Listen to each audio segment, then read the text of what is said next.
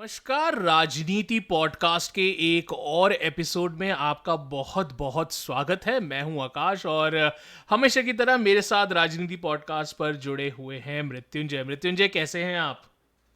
जी नमस्कार। आपको और हमारे सभी दर्शकों को मेरा नमस्कार। और हमारे यहाँ एक बड़ा ही पावन पर्व होता है, छठ का पर्व। जी। तो आज प्रथम अर्घ्य है अस्ताचलगामी भगवान सूर्य को। तो वह पर्व पूरा बिहार मना रहा है। और मैं आज के इस पवित्र दिन पर यह कामना करता हूँ कि भारत के लिए और भारत की पूरी जनता के लिए सब कुछ शुभ और मंगलमय होता रहे।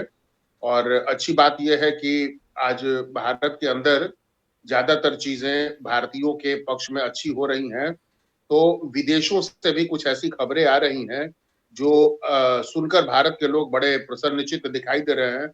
खासतौर पर ऐसे लोग जो इंडियन इंटरेस्ट को लेकर के काफी सजग होते हैं, भारत के हितों को लेकर बहुत सजग होते हैं। तो ऐसे लोगों को अमेरिका से एक बहुत ही अच्छी खबर आई है कि वहां पर भारत के इंडिया फ्रेंडली जो प्रेसिडेंशियल कैंडिडेट माने जाते रहे हैं, डोनाल्ड ट्रंप, जी। वो सत्ता में उनकी फिर से बहाली हो रही। जी बिल्कुल मृत्युंजय, तो ये काफ़ी अच्छी खबर है। हालांकि सब भारत में आपने लेकिन वो बात बिल्कुल सही कही कि सभी लोग जो है भारत में वो खुश नहीं है। कुछ लोग हैं जिनको जो है थोड़ा सा दर्द हो रहा है, क्योंकि वो चाहते थे भी कि अब वो आदत से मजबूर है मृत्युंजय। उनको झुकने की बहुत ज़्यादा आदत है। तो जहाँ जाते हैं वो आपको याद होगा टीवी सीरियल्स में जब मुगलों के सामने जब क्या कहते हैं सलाम किया जाता था तो पूरी रीढ़ की हड्डी जो है जमीन तक पहुंच जाती थी और तब सलाम ठोका जी जी। जाता था। तो मेरे ख्याल से कुछ लोगों को अभी भी वही आदत है कि जहां अंग्रेज देखा तो वहां पर शुरू हो गए उस तरीके से सलाम ठोकना। तो शायद अभी भी बहुत सारे लोगों की यही आदत है। उन लोगों की शायद ज्यादा जो है उन लोगों को थोड़ा उनका आजकल की लिंगो में अगर मैं बोलूँ तो उन लोगों का ज़्यादा मेल्ट डाउन हो रहा है।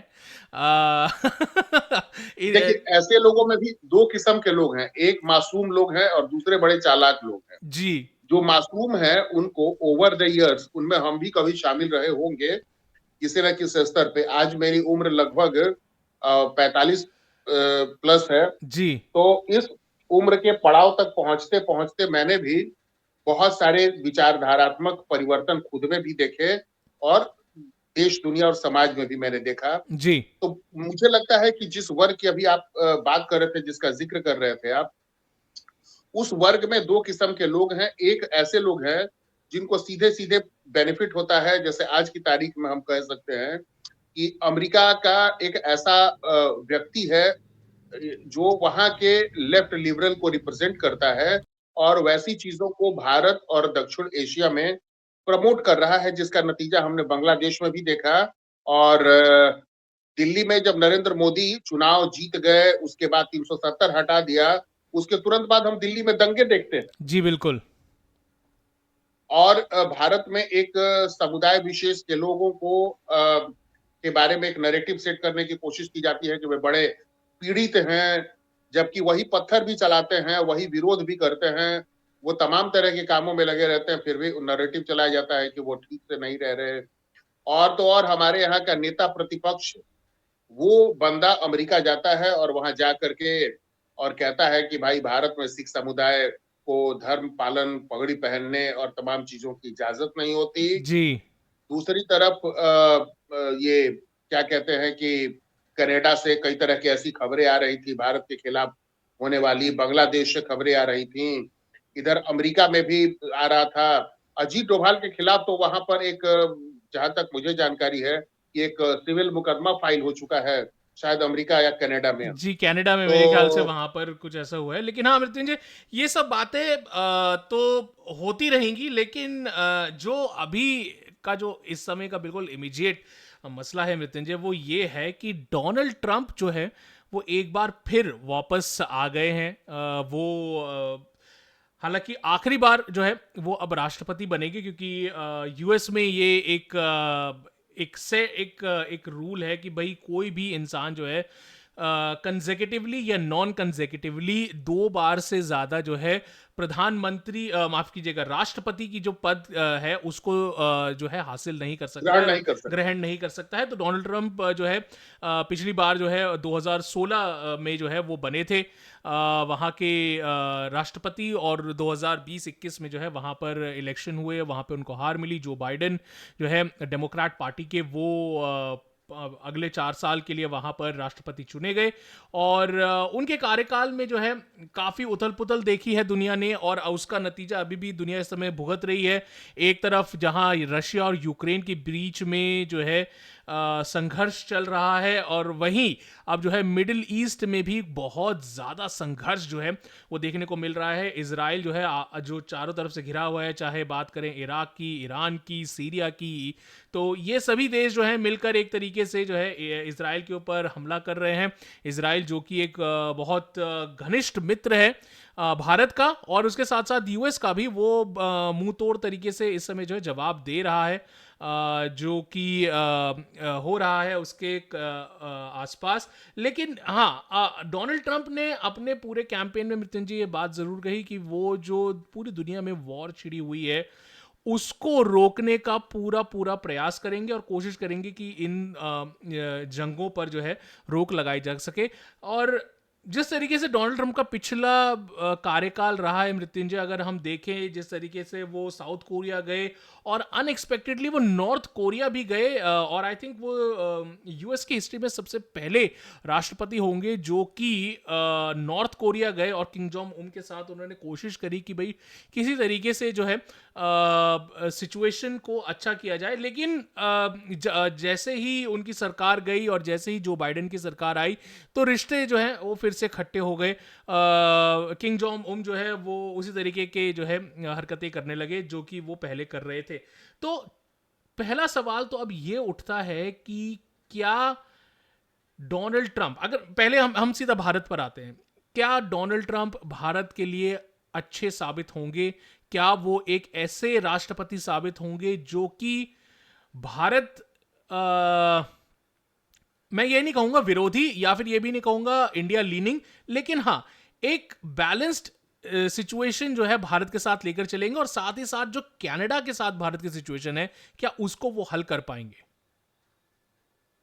देखिए, भारत का दो तरह का मसला है। एक मसला है भारत की आर्थिक जरूरतों का, अंतर्राष्ट्रीय संबंधों के मामले में भारत की अपनी जरूरतें हैं। जी। तो इन मुद्दों पर भारत के लिए कोई बुरा हो ही नहीं सकता अमेरिका का राष्ट्रपति। दूसरा है भारत की नेशनल सिक्योरिटी और इंडिया का जो स्ट्रेटेजिक इंटरेस्ट है वो, तो उसको खतरा है, उसको खतरा दिखाई देता रहा है। विगत 4 वर्षों में यह खतरा काफी ज्यादा बढ़ा है, और इसमें उत्तरोत्तर हम देखते हैं कि वृद्धि होती जा रही है, लगातार ये बढ़ता जा रहा है ग्रेजुअली।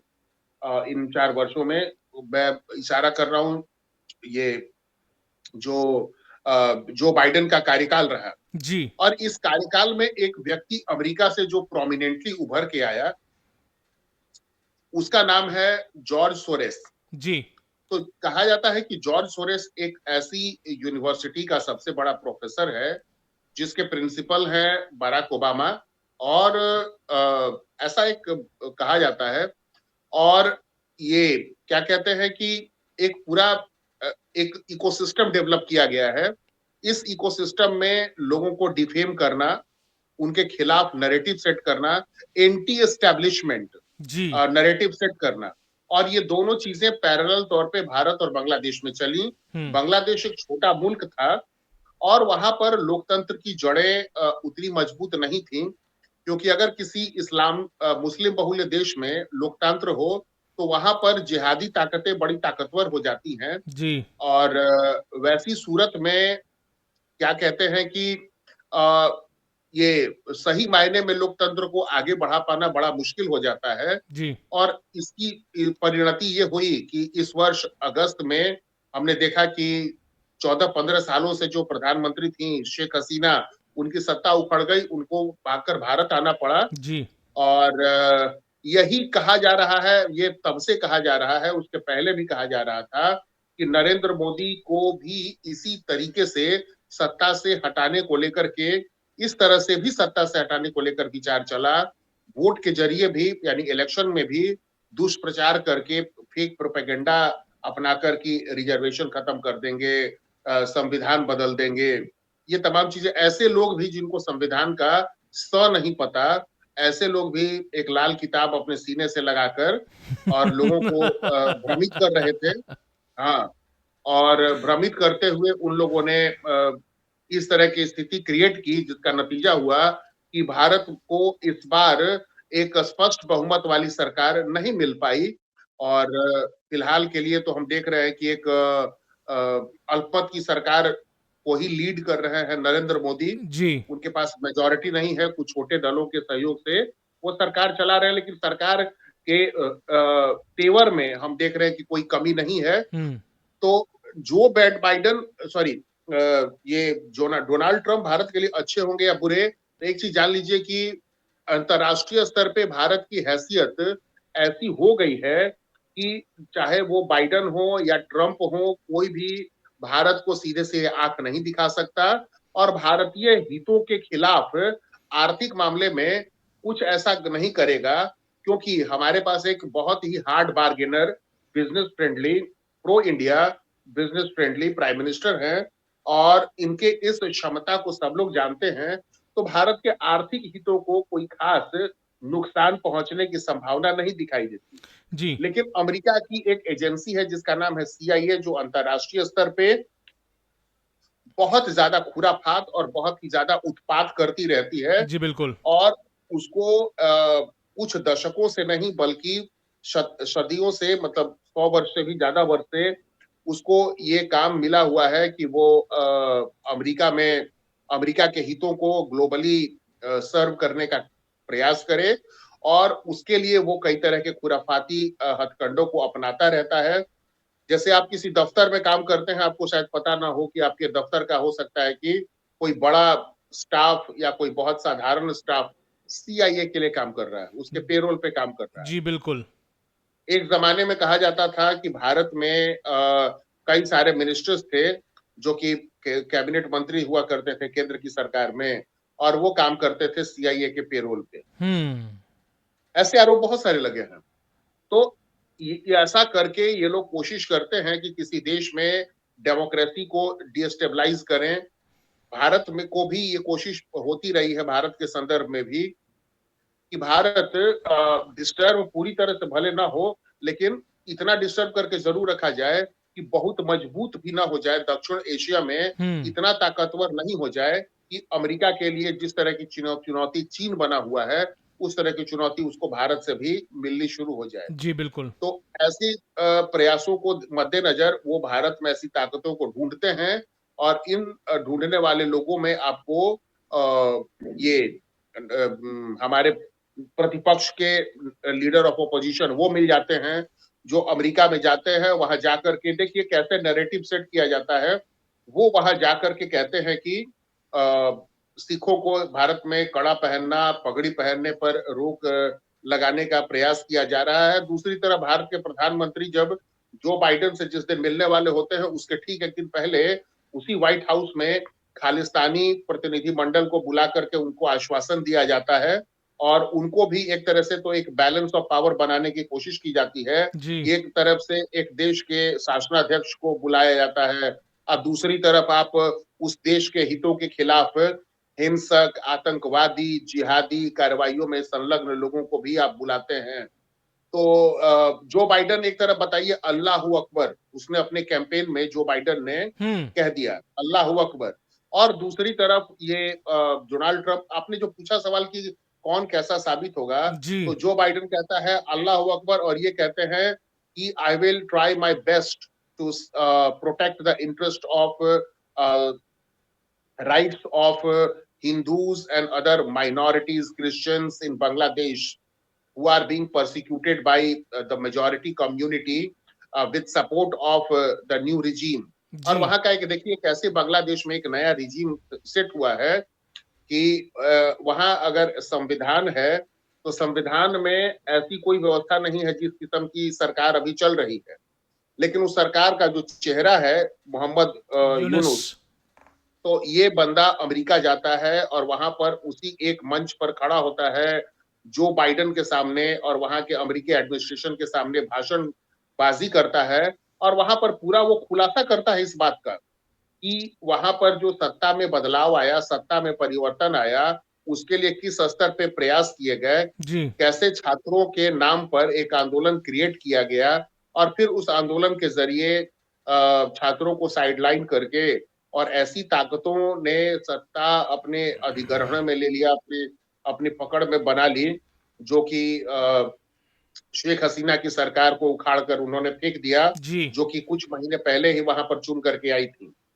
बिल्कुल तो जो एक तरफ जो बाइडेन कहते हैं कि हम वहां पर माइनॉरिटीज के हितों का संरक्षण करेंगे और दूसरी ओर यूक्रेन से जो रशिया का वॉर चल रहा है उस वॉर को हम रोकेंगे और तीसरी बात ये कहते हैं कि अब से अगले 4 वर्षों तक there will be no war. उनके पहले भी 4 वर्षों के दौरान there was no war except the America's lash down against Islamic State. जी तो उसके खिलाफ उसके अलावा कहीं और उन्होंने उनका कोई वैसा झगड़ा नहीं दिखता। और उनकी सबसे बड़ी जो अचीवमेंट के तौर पे जो चीज देखी जानी चाहिए, तो एक उनका एक लंपट वाला एक इमेज या लंपट व्यभिचारी इस तरह का इमेज बनाने की कोशिश हुई है। तो जिस तरह की कोशिशों के शिकार बांग्लादेश में लोग हुए हैं, वहां की जो डेमोक्रेटिक ताकतें हुई हैं, भारत की डेमोक्रेटिक ताकतें हो रही हैं, जी मोदी को ईवीएम के नाम पे बदनाम करने का, ऐसा दंश खुद डोनाल्ड ट्रंप ने भी झेला है। वैसी ताकतों ने उनके खिलाफ राष्ट्रपति पद पे रहते दो दो बार इम्पीचमेंट लेकर आए। वो जी उनके खिलाफ दो दो बार महाभियोग, उनको पद से हटाने के लिए दो दो बार महाभियोग आया। उसके बाद कई सारे तरह के गंभीर मामले उनके खिलाफ इनिशिएट किए गए राष्ट्रपति पद छोड़ने के बाद। तो ऐसा नहीं है कि इनके ऊपर हमले हुए हैं डोनाल्ड ट्रंप के ऊपर। दो तो इन तमाम असैसिनेशन मामलों अटेम्प्ट्स को हुई देख, हैं जी बिल्कुल असैसिनेशन अटेम्प्ट्स हुए हैं, जबकि अमेरिका के राष्ट्रपति के दावेदार रहे और पहले भी राष्ट्रपति रह चुके हैं। जी तो उनको और सीक्रेट अमेरिका उनको अपने जी पूर्व उनको सीक्रेट सर्विस की प्रोटेक्शन तो मिली हुई है लेकिन तब भी जो है उनके ऊपर हमले जरूर जी हुए हैं उनके ऊपर हमले हो जाते हैं। तो ये सब जो चीजें हो रही हैं, ऐसा होने के पीछे कोई दमदार ताकत जिसके पास बहुत संसाधन हो, वो सारी ताकतें सक्रिय तौर पे काम कर रही हैं, सक्रिय रूप से लगी हुई हैं। और मुझे ऐसा प्रतीत होता है कि भारत में भी वो ताकतें, तो एक तरह से दोनों के बीच एक I can draw a parallel. Hmm मुझे लगता है कि जिस तरह की समस्याओं का सामना, चुनौतियों का सामना भारत में वर्तमान राष्ट्रवादी रिजीम कर रही है, उसी तरह की चुनौतियों का सामना अमेरिका में भी जो वर्तमान राष्ट्रपति चुनकर आए हैं, हालांकि अपना पदभार तो वो जनवरी मिड में संभालेंगे, शायद 15 या 16 जी जनवरी को। मेरे ख्याल से 20 जनवरी को उनका शपथ समारोह होगा उसी के तभी वो जो है जी संभालेंगे डोनाल्ड ट्रंप लेकिन फिर भी मृत्युंजय आपने बहुत सारी बातें यहाँ पर करी और हम लोग जो है यही जो है डीप डाइव कर रहे हैं कि भाई एक तरफ तो ठीक है डोनाल्ड ट्रंप एक बिजनेसमैन है एक एक एक रिपब्लिकन है और हालांकि ये कहा जाता है कि भी रिपब्लिकन्स का जो है भारत के प्रति थोड़ा नरम रवैया रहा है और जी ट्रंप के पिछले कार्यकाल में भी हमने इस तरीके से देखा कि भाई वो भारत आए प्रधानमंत्री नरेंद्र मोदी यूएस गए तो काफ़ी गर्मजोशी से जो है उनके साथ मिले लेकिन वही गर्मजोशी हमें जो बाइडेन के साथ भी दिखी प्रधानमंत्री नरेंद्र मोदी के साथ वहां तक बात तो वहां तक थी कि भाई खुद इनिशिएट करते थे जब भी जो बाइडेन अगर किसी अंतर्राष्ट्रीय मंच पर अगर प्रधानमंत्री नरेंद्र मोदी से मिलते थे तो खुद अपनी तरफ से जो है वो गर्मजोशी से प्रधानमंत्री नरेंद्र मोदी का स्वागत करते थे तो ये अब ये लगता भी है कि भाई अमेरिका ये समझ गया है कि अगर आपको साउथ ईस्ट एशिया में चाइना से टक्कर लेनी है चाइना को टक्कर देनी है तो भारत से बढ़कर जो है आपका कोई और बड़ा एलाय नहीं हो सकता और शायद ये भी एक कारण है कि चाहे जो बाइडेन हो चाहे डोनाल्ड ट्रंप हो तो वो इंडिया को अपनी गुड बुक्स में तो रखना चाहते हैं लेकिन बैड बुक्स में भी वो जो है कुछ कुछ हद तक भारत को रखते हैं लेकिन मृत्युंजय अब जो एक और सवाल जो उठ रहा है सभी के दिमागों में कि भाई भारत और कनाडा के रिलेशनशिप्स काफ़ी ख़राब हो चुके हैं इस समय इस स्तर पे बहुत ही ख़राब स्थिति में है भारत और कनाडा के रिलेशनशिप्स और जब से डोनाल्ड ट्रंप की जीत का ऐलान हुआ है मैं बकायदा ट्विटर पर देख रहा हूँ बहुत ज़्यादा जो है कनाडा के जो पॉलिटिशियंस हैं उनके जिस तरीके के बयानबाजी हो रही है डोनाल्ड ट्रंप को लेकर, वो जिस तरीके के बयानबाजी दे रहे हैं, ऐसा लग रहा है कि वहां पर एक ऐसा माहौल क्रिएट करने की कोशिश की जा रही है कि भाई अमेरिका किसी भी समय जो है कनाडा पे अटैक कर सकता है। ये एक तरीके का एक जो है वहां पर नैरेटिव बनाने की कोशिश करी जा रही है कि डोनाल्ड ट्रंप जी को एक बैड लाइट में दिखाने की कोशिश की जा रही है। तो देखिए बै- क्या ऐसे हालात में भारत और कनाडा के रिलेशनशिप को सुधारने के लिए अमेरिका आगे बढ़ पाएगा? देखिए अमेरिका के साथ भारत के रिश्ते मजबूत होंगे, इसमें कोई संदेह नहीं है। जी। और मैंने पहले ही कहा कि जियो पॉलिटिक्स का मामला हो, इंटरनेशनल पॉलिटिक्स का मामला हो, इंटरनेशनल ट्रेड का मामला हो, इन सभी मामलों में देखिए एक उस मुद्दे पर हम लोग जाएंगे। भारत ने अपनी हैसियत बहुत मजबूत कर ली है, जी। तो अमेरिका भारत को इग्नोर नहीं कर सकता। इसका सबसे बेस्ट एग्जांपल मैं देता हूं लेकिन मृत्युंजय, कि उसका एक उसका एक तरफ बहुत बड़ा रीजन जो है, सॉरी मैं आपको काट रहा हूं यहाँ पे, लेकिन उसका एक बहुत बड़ा रीजन जी ये भी तो है कि भारतीय जो इस समय यूएस में रह रहे हैं वो भी जी एक तो पहली बात बहुत अच्छी अच्छी पोजीशंस पर हैं।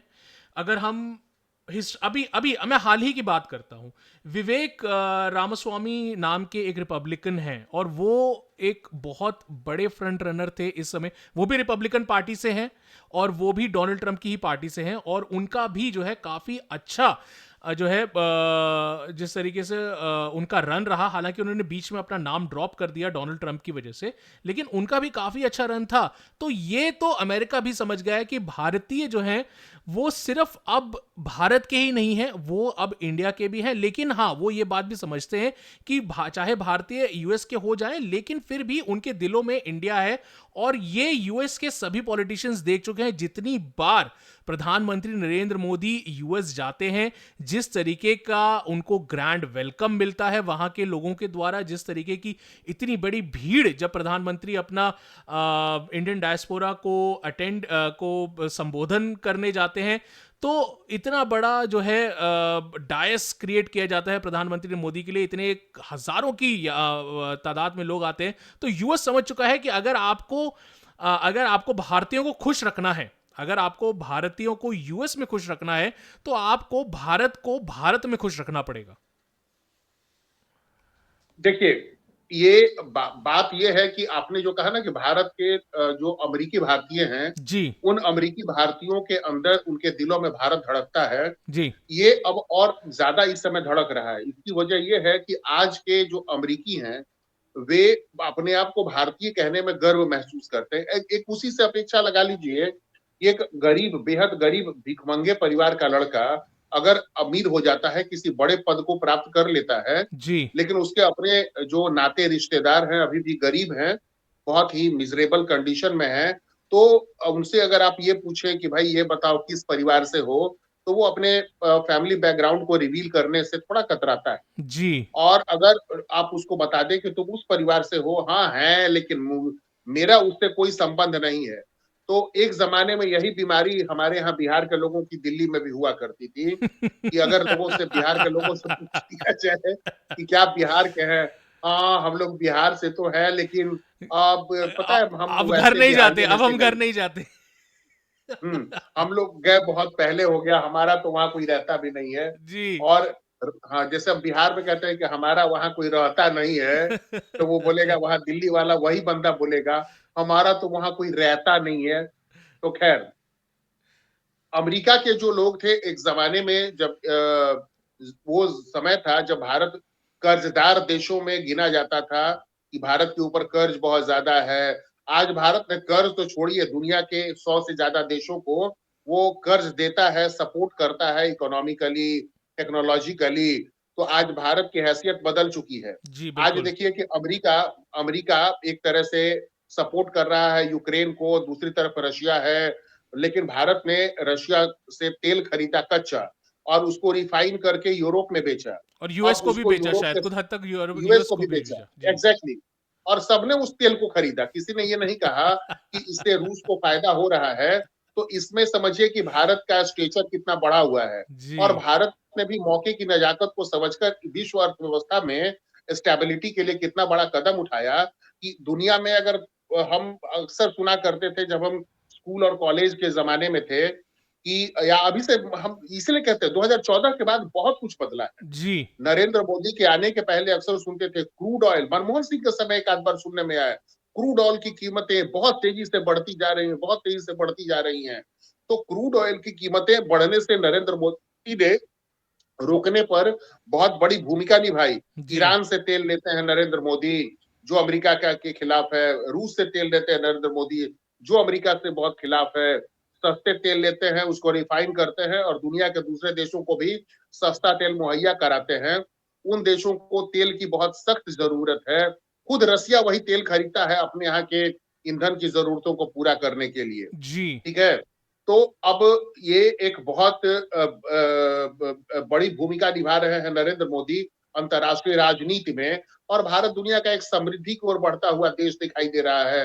भारत दुनिया का एक आत्मविश्वास से लबरेज देश दिखाई दे रहा है।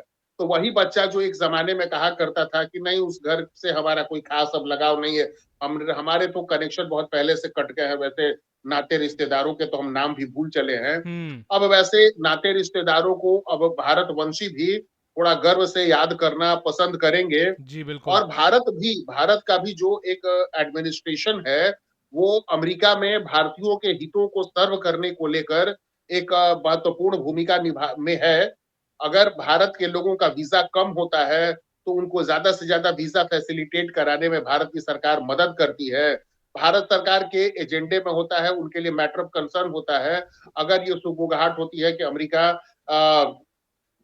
H1B वीजा जो कि एक वर्क परमिट वीजा होता है, जी बिल्कुल जो एक तकनीकी रूप से दक्ष लोगों को, जो तकनीकी रूप से माहिर लोगों को अमेरिका में वहां की कंपनियां दिलवाती हैं और अपने यहाँ काम करने के लिए बुलाती हैं। फिर उनके परिवार के लोगों को भी बुलाया जाता है आश्रित वीजा दे करके, यानी डिपेंडेंट वीजा दिया जाता है जिसको कि H4 वीजा कहा जाता है। तो इस तरह के कई सारे वीजा के प्रावधान हैं। फिर ग्रीन कार्ड है। तो इन सभी चीजों में भारतीयों का शेयर काफी तेजी से बढ़ता जा रहा है जी और इसके लिए भारत की सरकार बहुत प्रयास करती है। और यही कारण है कि हमारे प्राइम मिनिस्टर जब जाते हैं तो हाउडी मोदी का प्रोग्राम होता है, मेडिसन स्क्वायर पे प्रोग्राम होता है। जी तो इतने सारे प्रोग्राम्स होते हैं। भारत का एक लेफ्ट लिबरल इको सिस्टम का पत्रकार वहां पहुंच के नरेंद्र मोदी को कटघरे में खड़ा करने वाले कुछ सवाल पूछता है तो उसकी पिटाई भी हो जाया करती है। तो जी, आज भारत और भारतवंशियों जो वंशी वहां रह रहे हैं उनके बीच के संबंध बहुत प्रगाढ़ हुए हैं, बहुत ही संबंध मजबूत हुए हैं। अब रह गई बात की कनाडा की। तो देखिए कनाडा का ये जो प्रश्न है, आप जानते होंगे कि जो जस्टिन ट्रूडो है उसकी अपनी कोई खास ताकत नहीं है। जी बिल्कुल भले कनाडा एक दुनिया का बड़ा देश है लेकिन आबादी वाइज हम देखें तो बड़ा छोटा सा देश है, मात्र 15 करोड़ की आबादी है।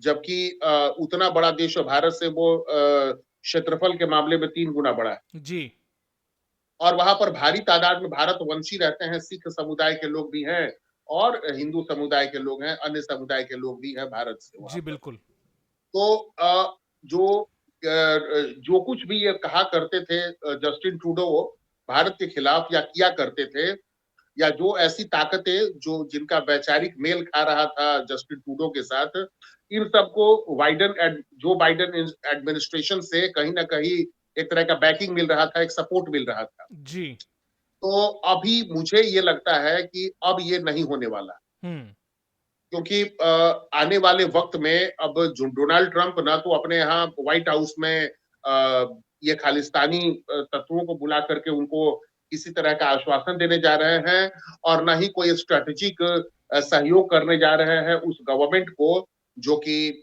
जस्टिन ट्रूडो की सरकार ऐसी ताकतों को, भारत विरोधी ताकतों को प्रमोट कर रही है।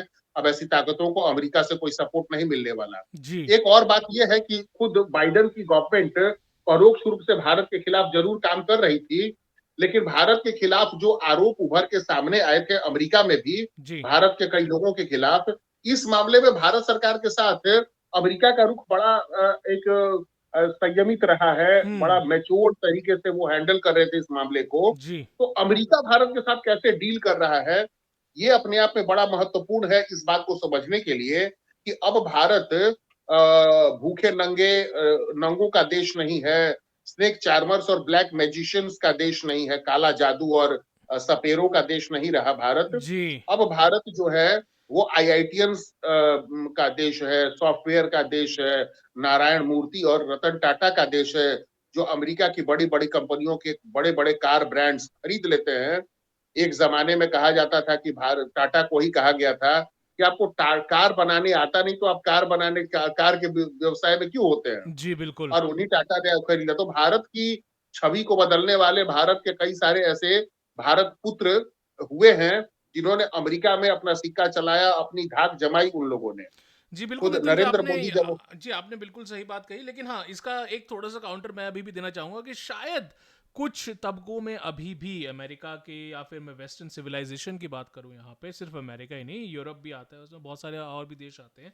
तो क्योंकि जब भारत ने चंद्रयान जो है उतारा था, या चंद्रयान के का जब भारत ने चंद्रमा पर जो है अपना प्रोब भेजने की बात हुई थी, तो एक बहुत बड़े अखबार है यूएस का, उसने एक जो है एक कार्टून बनाया था, और वो काफ़ी कुख्यात कार्टून था, जिसके अंदर ये जो सारे एलिटिस्ट देश हैं, चाहे अमेरिका हो, इंग्लैंड हो, या जो भी हो, और जो जो लोग स्पेस रेस में रह चुके हैं, वो सभी देश जो है एक कमरे में बैठे हैं, उनके प्रतिनिधि, और भारत को जो है दिखाने का एक बड़ा ही वही रूढ़िवादी एक नज़रिया था। एक भैंस लेकर एक आदमी जो है वो दरवाजे पे जो है खटखट कर रहा है कि भाई हम भी आना चाहते हैं अब अंदर।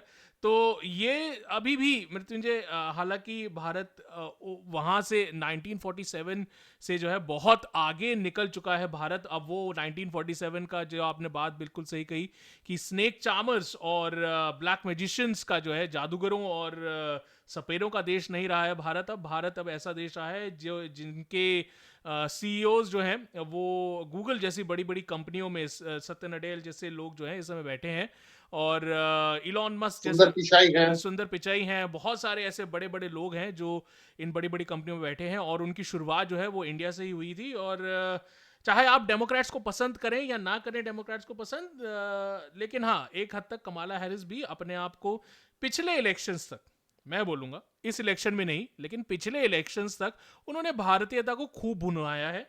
वो भारत में भी आई, उनके नाम के खूब भारत में हवन भी हुए। जब डोनाल्ड ट्रंप के खिलाफ जो बाइडेन जब खड़े हुए थे, तब खूब जो है वो हुआ, तो उन्होंने भी खूब भुनाया। वो भी समझ गई थी कि भारतीयों को किस तरीके से जो है इमोशनली खेला जाना चाहिए, लेकिन इस बार जो है शायद वो इमोशनल कार्ड जो है उनका चला नहीं, और मेरे ख्याल से देखिए, एक जी जी एक चीज देखने में आया है, शायद भारतवंशियों ने वहां पर अच्छा खासा सपोर्ट किया है जी कमला मृत्युंजय, चाची को। नहीं कमला हैरिस को इस बार इतने वोट नहीं मिले हैं मृत्युंजय, और ये भी एक कुछ रिपोर्ट्स आई थी कि जो यंग इंडियन देसी हैं वहां पर, जो वहां पर रह रहे हैं इस समय, उनका जो है अब झुकाव जो है वो थोड़ा बहुत डोनाल्ड ट्रंप की तरफ भी गया। वो लोग जो है डोनाल्ड ट्रंप को प्रो इंडिया देखते हैं। अब वही आपने जो बात कही कि भाई अब वो जो सेंटिमेंट था, जो कि आज से 20 या 30 साल पहले जो सेंटिमेंट था, जो वहाँ पर यूएस में भारतीय रहते थे, यहाँ से जाते थे और फिर जाके बोलते थे हमारा तो वहाँ कोई नहीं रहा, हमारे सब यहाँ पर आ गए हैं, तो वही वाली जो बात है अब वो धीरे धीरे चेंज हुआ है, और चेंज में टाइम भी लगता है। हालांकि नरेंद्र मोदी का ये अब तीसरा कार्यकाल है, 10 साल पूरे हो चुके हैं, अब 15 साल ये पूरे अपना 15वें साल ये पूरे करेंगे, तो उसमें भी देखना होगा किस तरीके से प्रोग्रेशन होगा। लेकिन हाँ, डोनाल्ड ट्रंप के आ जाने से भारत को एटलीस्ट जो पिछले 10 साल में हमने देखा कि कुछ रोड ब्लॉक्स कुछ जगह पर जरूर थे, लेकिन हाँ भारत ने कभी उन रोड ब्लॉक्स का जो है डट के सामना किया है। जिस तरीके से आपने बहुत जो जग जाहिर बात है ये कि जब रशिया और यूक्रेन का युद्ध शुरू हुआ, और भारत के ऊपर जो है यहाँ तक आ गया कि बात होने लगी कि सैंक्शंस लगेंगे, लेकिन भारत नहीं पीछे हटा। अगर यही 15 या 20 साल पुराना भारत होता तो शायद भारत जो है एक भीगी बिल्ली की तरह हो जाता, और पूंछ दबा लेता अपनी और चुपचाप बैठ जाता। एक बात मैं एक मेंशन करना चाहता जी हूँ। जी जी जी भारत एक ग्लोबल रोल प्ले करने की कोशिश करता था जी। पहले भी, जब पंडित नेहरू की सरकार थी हम्म तो उस समय भी पंडित नेहरू दुनिया के एक बड़े नेता के तौर पे गिने जाते थे, हम्म लेकिन उनकी छवि जो थी वही जो दुनिया के जो भूखे नंगे देश हैं, उन्हीं उन्हीं उन्हीं उन्हीं देशों के बीच वो राजनीति करते थे। जैसे हम्म। अफ्रीका के जो देश हैं, कॉन्गो, सोमालिया, इस तरह के देश, इधर आपको इजिप्ट, और ये यूरोप में भी उनकी जो पहुंच थी पंडित नेहरू की, वो पूर्वी यूरोप के देशों दो देश थे। जैसे एक यूगोस्लाविया हुआ करता था, जी। जिसका बाद में बाल्कनाइजेशन हो गया, यानी वो देश कई टुकड़ों में बट गया है। जी। अभी एक केवल यूगोस्लाविया से मुझे लगता है कि जैसे उसकी राजधानी हुआ करती थी बेलग्रेड। हम्म। अब बताइए, बेलग्रेड एक वहां के छोटे से देश की राजधानी है। तो यूगोस्लाविया और इन सभी देशों की राजनीति किया करते थे। और इंदिरा गांधी की भी राजनीति थी, तो हाँ, कहा जाता था कि अब एक जमाने में बताइए भारत की कैसी छवि थी। कहा जाता था इंदिरा गांधी सद्दाम हुसैन के साथ बहुत अच्छे इक्वेशन है। इंदिरा गांधी के सद्दाम हुसैन के साथ बहुत ही अच्छे रिलेशन हैं। या फिर कहा था कि कॉन्गो का या सोमालिया का कोई राष्ट्रपति है, तो उसके साथ इंदिरा गांधी के बड़े अच्छे इक्वेशंस हैं। जी। और आज कहा जाता है कि भाई डोनाल्ड ट्रंप भारत आता है और कहता है कि Narendra Modi, I love Narendra Modi, hmm. He is my brother, he is a sharp mind person. तो इस तरह की बातें अमेरिका का राष्ट्रपति आकर के एक तरह से मोदी चालीसा पढ़ता है। जी। तो देखिए कि कितना एक फुल सर्कल जी, एक माने कॉन्ट्रास्ट कांटा है। जी घूम हाँ, जी, चुका। एक बहुत बड़ा कॉन्ट्रास्ट है। और उसके लिए बिल्कुल मृत्युंजय हमने ये बात भी कही कि भाई ये सिर्फ नरेंद्र मोदी की ही जो है कोशिशें नहीं है, ये पूरे भारत की कोशिश है। और जिस तरीके से भारतीयों ने भारत से बाहर जाकर अपने लिए नाम कमाया, और उनके थ्रू जो है भारत ने जो है अब अपना एक नया वर्चस्व जो है पूरी दुनिया में कायम किया है। अब आप ये देखिए, इससे ये यहीं से जो है एक तरीके से बात आ जाती है कि प्रधानमंत्री नरेंद्र मोदी चाहे दुनिया के किसी बड़े देश जाएं या दुनिया के किसी छोटे देश जाएं, ये आपको हमेशा दिखेगा कि वहां पर एक अच्छी जो है तादाद है भारतीयों की। अब देखिए, कुछ लोग बोलेंगे कि हाँ भाई, ये तो हो सकता है वहाँ के जो एम्बेसी के लोग हों शायद वही हों, लेकिन एम्बेसी में कितने ही लोग काम करेंगे मृत्युंजय? 20, 30, 40, इससे ज़्यादा लोग काम नहीं कर सकते। तो उससे ज़्यादा करीब आप ये लगाइए 1000, 2000 लोग मिनिमम, मैं बात करता हूँ 1000, 2000 से ज़्यादा ही लोग जो हैं वहाँ पर प्रधानमंत्री नरेंद्र मोदी की रैलियों में आते हैं। वो जब टाउन हॉल करते हैं बाहर जाकर, तो उसको अटेंड करते हैं। तो ये दिखाता है कि भारतीय दुनिया के हर एक कोने में है, और वो जो है भारत का नाम रोशन कर रहे हैं। और यही बात जो है अब विश्व में सब लोग जो है वो समझने लगे हैं कि देखिए, एक बात हम बता दें। देखिए, ये हम बड़ी आसानी से कह देते हैं कि इन सब के पीछे भारतीयों का भी बहुत बड़ा रोल है। ये सब बड़ा एक एक एक्सप्लेनेशन जरूर है, मैं मानता हूँ। जी। क्योंकि मामला यहाँ पर यह है कि भारतीय तो बहुत पहले से, हरगोविंद खुराना का नाम सुना होगा, जी। जी। जी। जिन्होंने कि आर्टिफिशियल जीन्स के क्षेत्र में हम्म। पहली बार बहुत बड़ा काम किया, और उनको नोबेल अवार्ड मिला उस क्षेत्र में। जी। तो बायोकेमिस्ट्री या जो भी क्षेत्र है, तो उसमें उनको पहली बार नोबेल पुरस्कार मिला किसी भारतीय को उस क्षेत्र में। तो भारतीय बहुत पहले से जाकर बहुत कुछ कर रहे थे। हम्म। लेकिन एक वैसा भारत को एक मजबूत देश के तौर पे स्थापित करने वाला विश्व पटल पर, मुझे लगता है कि जो अद्भुत काम हुआ वो मोदी ने किया। जी। कि एक uncompromising for Indian to protect the interest of India. जी। आपको तो याद होगा, यहाँ पर ये मिस्र में एक सर्म अल शेख जी। एक जगह है, वहां पर हमारा प्राइम मिनिस्टर ये मनमोहन सिंह को पाकिस्तानियों ने एक डॉजियर दे दिया था उनको। जी। और उस डॉजियर में भारत के खिलाफ आरोपों का पुलिंदा था। जी। और उन्होंने उसको स्वीकार किया कि हाँ, इसको हम देखेंगे। हम्म। पाकिस्तान भारत के खिलाफ तमाम तरह के हथकंडे अपनाता था, और भारत के खिलाफ आरोपों का पुलिंदा भारत के प्रधानमंत्री को पकड़ा देता था।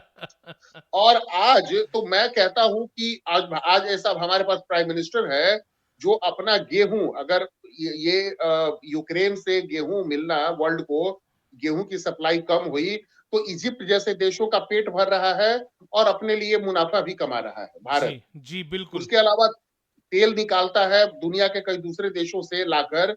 और भारत, एक बार बताइए, कि फ्यूल के मामले में कितना पिछड़ा देश था, और आज भारत वही दुनिया के कई देशों से तेल खरीद कर लाता है और रिफाइन करके यूरोप के देशों को बेच रहा है, अमेरिका को बेच रहा है, खुद रशिया को बेच रहा है, जैसे कि भारी मात्रा में तेल खरीदता है। जी एक जो फ्यूल मार्केट है, उसमें जो फ्लक्चुएशन आ सकता था, बहुत बड़ा फ्लक्चुएशन आ सकता था, उस फ्लक्चुएशन को रोकने वाला देश है। तो हम ये कहेंगे कि देखिए, भारतीय पहले भी थे, और मुझे ये भारतवंशियों से बहुत बड़ी शिकायत है, hmm both at domestic level and at the level of the way they have been settled in the United States and other parts of the world. जी तो उन लोगों ने भी वहां जाकर के भारत को अबंडन कर दिया, और भारत में रहने वाले लोगों ने भी भारत को अबंडन करके रखा हुआ था। करेक्ट लेकिन भारत को लिफ्ट कराने वाला जो अगर एक नेतृत्व था, देखिए नेतृत्व की बहुत बड़ी भूमिका होती है। जी बिल्कुल अगर नेतृत्व चाहे तो एक बहुत मजबूती से स्थापित देश को समंदर में डुबो सकता है, जी और बिल्कुल नेतृत्व चाहे तो गर्त में मैरियाना ट्रेंच से निकाल करके किसी देश को आसमान की बुलंदी पे स्थापित कर सकता है। जी बिल्कुल तो नेतृत्व की बहुत बड़ी भूमिका होती है, और भारत ने कभी भी इस स्तर का नेतृत्व नहीं देखा था जो अपने यहाँ G20 का जब इवेंट करता है, तो इस इवेंट में बड़ी बड़ी ताकतें आती हैं और भारत के नेतृत्व क्षमता का लोहा मानती है। अभी बताइए कि अमेरिका एक समानांतर अभी हाल में एक अंतर्राष्ट्रीय स्तर पे एक सम्मेलन हुआ था, मुझे उसका याद नहीं आ रहा, जिसमें कि चाइना, इंडिया और रशिया, ब्रिक्स इन तीनों ने ब्रिक्स एक ब्रिक्स देशों का एक मीटिंग हुआ। तो उसमें चाइना, इंडिया और रशिया, इन तीनों देशों ने एक स्ट्रेटेजिक पार्टनरशिप के समझौते पर ये लोग साथ आए, जी और एक अमेरिका के समानांतर एक अंतर्राष्ट्रीय स्तर पे एक मंच स्थापित करने की कोशिश या प्रयास के तौर पे इसको देखा जा रहा है। जी तो ये जो बातें अंतर्राष्ट्रीय स्तर पे करी जाती हैं, वो आपके देश का कोई ऐसा एक लाल, कोई ऐसा एक नेतृत्वकर्ता, वो एक सुपर हीरो उभर कर सामने आता है, जो आपका चेहरा बदल देता है, आपकी तस्वीर बदल देता है। तो ऐसा नेतृत्व जो हमें 2014 के बाद मिला, इसकी एक बहुत बड़ी महत्वपूर्ण भूमिका रही है, और इसी का ये नतीजा भी है कि आज डोनाल्ड ट्रंप से हम कुछ वैसी अपेक्षा रख रहे हैं, जी जैसे कि अमेरिका में कोई भारतीय व्यक्ति वहां का राष्ट्रपति बना है, और वो भारतीय में भी एक ऐसा व्यक्ति बना है जो भारतीय जनता पार्टी से दिखाई देता है लोगों को। कुछ लोग तो ऐसा देखने का प्रयास कर रहे हैं हाँ कि क्योंकि कोई वो उनका भाजपाई वहां का। क्योंकि वो थोड़ा राइट लीनिंग है, इसलिए शायद लोगों को इस तरीके से लगता है, क्योंकि वो रिपब्लिकन पार्टी है भी थोड़ी राइट लीनिंग, तो लोगों को देखिए, ऐसे लग... और एक फैक्ट और मैं अंत में मेंशन करना चाहूंगा जी कि दुनिया के जितने भी महत्वपूर्ण देश हैं, जी वहां पर इस समय दो तरह की पार्टियां हैं लगभग सभी जगहों पे। एक लेफ्ट लीनिंग, देखिए लेफ्टिस्ट पार्टियों का दौर कभी नहीं रहा वैसा, और खत्म जो था तो वो भी खत्म हो चुका है, जी और ना राइटिस्ट पार्टियों का, लेकिन कुछ पार्टियां हैं लेफ्ट लीनिंग और कुछ पार्टियां हैं राइट लीनिंग। जी और आपको मैं बता दूं कि राइट लीनिंग जो पार्टियां हैं, उनका अंतर्राष्ट्रीय स्तर पे कहीं ना कहीं आपस में भीतर ही एक जुड़ाव भी है। जी बिल्कुल और जो थोड़ी कंजर्वेटिव होती हैं, इस वजह से भी थोड़ा है। नाम ही है उनका कंजर्वेटिव, जी तो थोड़ी कंजर्वेटिव होती हैं ये सभी पार्टियां, तो इसलिए जो उन आपने पार्टियों का नाम है। आपको मैं बता दूं कि ऐसे कंजर्वेटिव पार्टियों के अंतर्राष्ट्रीय जो सम्मेलन हुआ था, उसमें भारतीय जनता पार्टी की तरफ से राम माधव गए थे उसको रिप्रेजेंट करने। जी तो ये इन सभी चीजों को देखते हुए ऐसा लग रहा है, ऐसा प्रतीत होता है कि कोई भारतीय व्यक्ति जो भारतीय हितों को साधने वाला, और भारत में जो नेशनलिस्ट ताकतें हैं उनको तो लग रहा है कि कोई भाजपा का व्यक्ति ही राष्ट्रपति बन गया। ये अपने आप में जो फीलिंग है, सेंस ऑफ जो एक जॉय लोगों के अंदर महसूस करता मैं देख रहा हूँ, ये बड़ा अद्भुत मुझे दिखाई दे रहा है। जी बिल्कुल सही कहा आपने मृत्युंजय। तो अब जो है करीब करीब मेरे ख्याल से जनवरी 2025 में जो है डोनाल्ड ट्रंप दूसरी बार जो है यूएस के प्रधानमंत्री की शपथ लेंगे, और फिर उसके बाद राष्ट्रपति। राष्ट्रपति, माफ कीजिएगा, राष्ट्रपति की शपथ लेंगे। और अब जो है देखना होगा कि इनका ये दूसरा कार्यकाल किस तरीके से निकलता है। और क्योंकि उनको कंग्रेचुलेट करने वाले पहले कुछ लोगों में प्रधानमंत्री नरेंद्र मोदी भी थे, तो जी। ये दिखाता है कि भारत को कुछ और ज्यादा उम्मीदें हैं डोनाल्ड ट्रंप से। अब देखना होगा कि क्या डोनाल्ड ट्रंप प्रो इंडिया रहते हैं, एंटी इंडिया रहते हैं, या सिर्फ इंडिया रहते हैं, ये देखना होगा हमें आगे आने वाले समय में। बहरहाल इस पॉडकास्ट में इतना ही। थैंक यू मृत्युंजय, मेरे साथ एक बार फिर जुड़ने के लिए। जी, आपका भी बहुत बहुत धन्यवाद।